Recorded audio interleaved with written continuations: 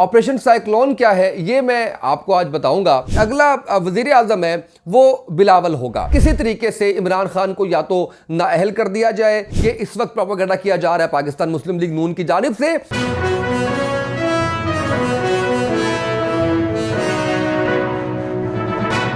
बिस्मिल्लाहिर्रहमानिर्रहीम, अस्सलामुअलैकुम। आप देख रहे हैं द वॉच, मैं हूं उसामा तैयब। नाज़रीन, एक था ऑपरेशन रजीम चेंज, वो आपने देखा और वो कामयाब भी हो गया। उसके बाद अब एक नए ऑपरेशन की बात चल रही है, वो है ऑपरेशन साइक्लोन। ऑपरेशन साइक्लोन क्या है ये मैं आपको आज बताऊंगा, किस तरीके से इस मुल्क के साथ क्या कुछ किया जा रहा है। और इस ऑपरेशन साइक्लोन की एक आदिल राजा, मेजर आदिल राजा, जो कि फ़ौज में 20 साल सर्व कर चुके हैं और 3 नस्लें इनकी फ़ौज के अंदर हैं, कोई आम आदमी नहीं है। फ़ौज के अंदर इनकी बात की बहुत ज़्यादा अहमियत है। इन्होंने एक ट्वीट की है और वो ट्वीट बहुत ज़्यादा ख़तरनाक है। वो ऑपरेशन साइक्लोन के हवाले से लिखते हैं और उन्होंने जिक्र किया है जनरल बाजवा साहब की एक्सटेंशन का, कि वो 2 साल एक्सटेंशन पे जाएंगे इस ऑपरेशन की कामयाबी की सूरत में, और इमरान खान साहब नाअहल हो जाएंगे। पाकिस्तान तहरीक इंसाफ कलअदम करार दे दी जाएगी।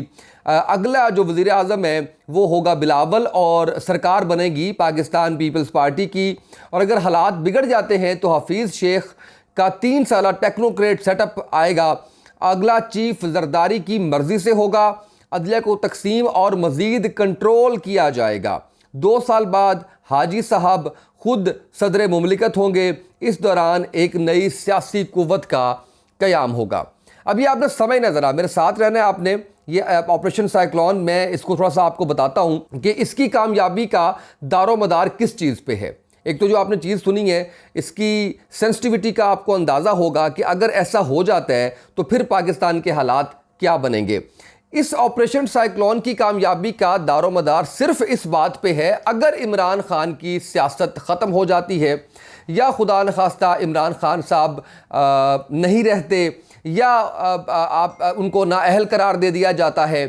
यानी इमरान खान साहब सबसे बड़ी रुकावट हैं ऑपरेशन साइक्लोन की कामयाबी में। बाकी तमाम स्टेक होल्डर्स वो तैयार बैठे हुए हैं। उसमें जनरल बाजवा साहब, वो 2 साल की एक्सटेंशन अगर उनको मिलती है तो वो इस सेटअप का हिस्सा बनेंगे।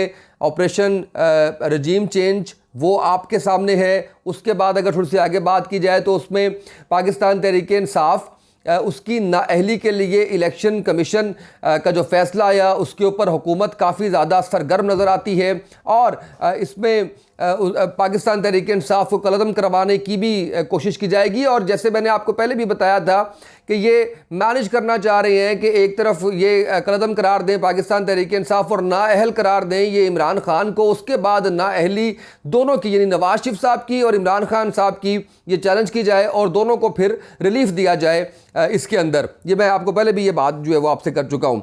अब ज़रा ये थोड़ा सा आपने सुनना है इसको कि ये जो अगला वज़ीर आज़म है वो बिलावल होगा। बड़ा कम हिस्सा रखा पाकिस्तान पीपल्स पार्टी ने इस मौजूदा हुकूमत के अंदर। गो कहा यह जाता है कि सारे गेम प्लान के पीछे जरदारी साहब चल रहे हैं। सिर्फ जरदारी साहब अकेले नहीं हैं। अब जितने नाम इसके अंदर आएंगे ऑपरेशन साइक्लोन के अंदर, वो सब आप ज़रा कड़ी से कड़ी मिलाते जाएं। मैं आपको अभी बता रहा हूँ मैं, जैसे कि हालात अगर बिगड़ते हैं तो फिर टेक्नोक्रेट हुकूमत की बात बड़ी देर से सुन रहे थे हम, सदारती निज़ाम की बात बड़ी देर से सुन रहे थे हम। मामलात उस तरफ ले जाने की कोशिश की जा रही है।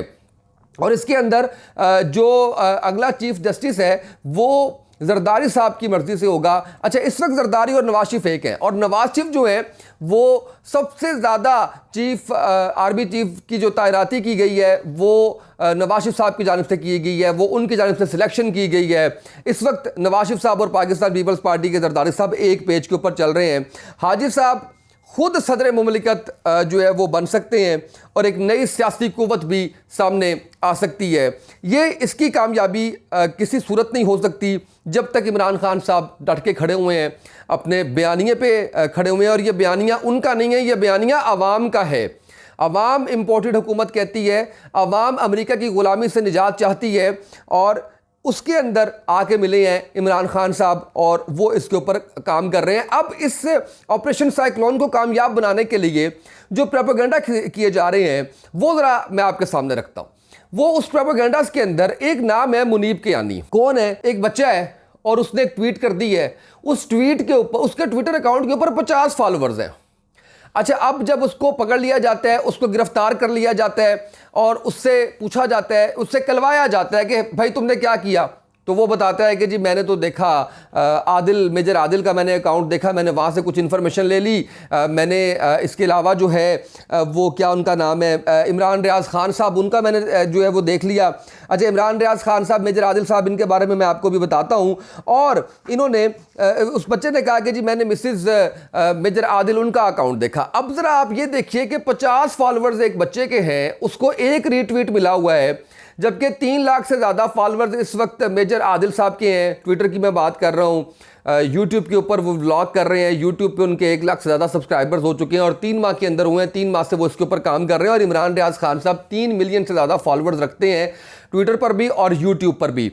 इमरान रियाज खान साहब ऑपरेशन रजीम चेंज उसके अंदर जिस तरीके से खड़े हुए हैं, वो इस वक्त लीडिंग एंकर्स में उनका शुमार होता है और उनको इस बात को बड़ी संजीदगी से लेना चाहिए। गो उन्होंने इसके ऊपर ट्वीट किए, उन्होंने इसके ऊपर बात की, लेकिन मैं इमरान भाई आपसे ये कहना चाहूँगा कि आप ज़रूर इस केस को अदालत में लेके जाएं, क्योंकि ये अब ऑपरेशन साइक्लोन की कड़ियाँ मिलती चली जा रही हैं, जिसके तहत ये सब कुछ किया जा रहा है, ये प्रोपेगेंडा किया जा रहा है, शुहदा के हवाले से ये प्रोपेगेंडा किया जा रहा है। जबकि मैं कुछ बयान अगर आपके सामने रखूं, यानी उस बच्चे को तो आप पकड़ लेते हैं, उस बच्चे से तो आप बयान दिलवाते हैं।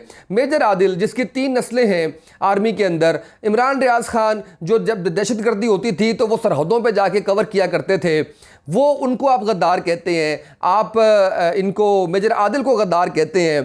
तो ये जो बाकी कुछ लोग हैं, ये ज़रा मैं आपके सामने चीज़ें रखता हूँ, इसको देखिए। और मैं चाहता हूँ कि इसमें जो है वो इसके ऊपर भी बात हो, इसके ऊपर भी जवाब आए। लेकिन उससे पहले शहबाज शरीफ साहब ने जो ट्वीट की है, वो कहते हैं हमारे शुहदा की कुर्बानियों का तमस्खुर उड़ाने और उन्हें बुरा भला कहने की सोशल मीडिया मुहिम सिर्फ शर्मनाक ही नहीं, खौफनाक भी है।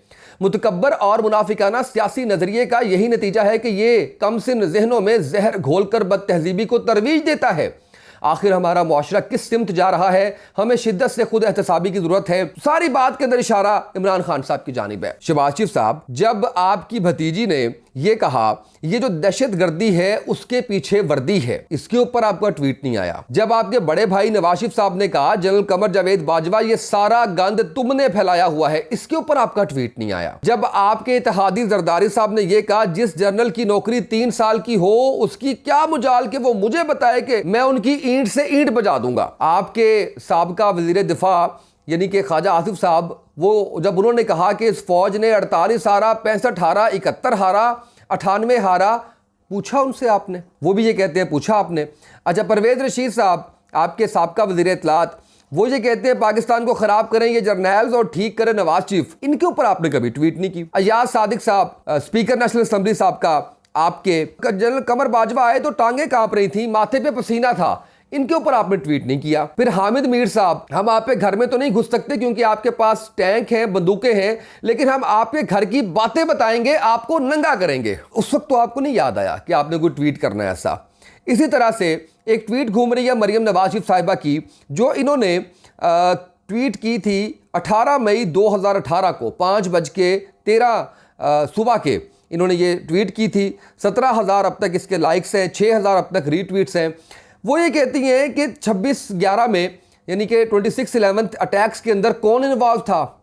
APS जो अटैक थे वो अपने ही बच्चों पे किसने करवाए थे, और फिर वो नाम लेती हैं। उस वक्त उन्होंने नाम रखा हुआ था खलाई मखलूक, वो इस खलाई मखलूक का जो है वो नाम ले रही हैं। इसके ऊपर तो आपने कोई बात नहीं की। अभी आप शुहदा की बात कर रहे हैं और शुहदा के हवाले से आपने जो बातें की हैं, जो चीज़ें आप कर रहे हैं, वो तो बड़ा क्लियर सा मामला है। उसके ऊपर वो सिर्फ एक प्रोपेगेंडा किया जा रहा है। 90% फौज, मैंने कल बताया कि वो इस वक्त इमरान खान साहब के साथ मौजूद है। तो ये सारी की सारी जो चीज़ें की जा रही हैं, इसका मकसद सिर्फ और सिर्फ अब ये जो ऑपरेशन साइक्लोन को कामयाब बनाना है, और इसका मकसद ये है कि किसी तरीके से इमरान खान को या तो नाअहल कर दिया जाए, या उनकी पार्टी को कलअदम करार दे दिया जाए, या उनको सियासत उनकी ख़त्म कर दी जाए, या उनको किसी भी तरीके से इस ऑपरेशन की कामयाबी के अंदर वो जो रुकावट खड़ी कर रहे हैं उस रुकावट को रोक लिया जाए, ये कोशिशें इस वक्त जो है वो की जा रही हैं। और वो जो मैंने मुनीब कियानी की बात की है,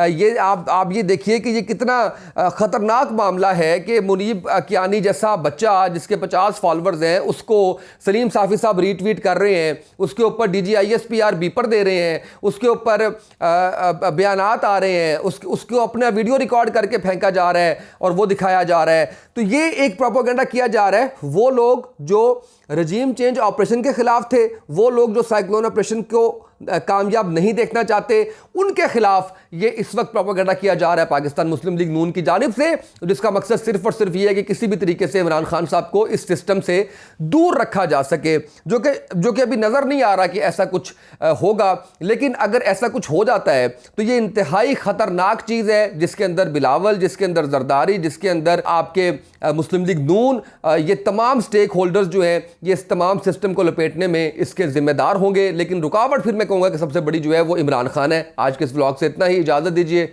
अल्लाह हाफिज़।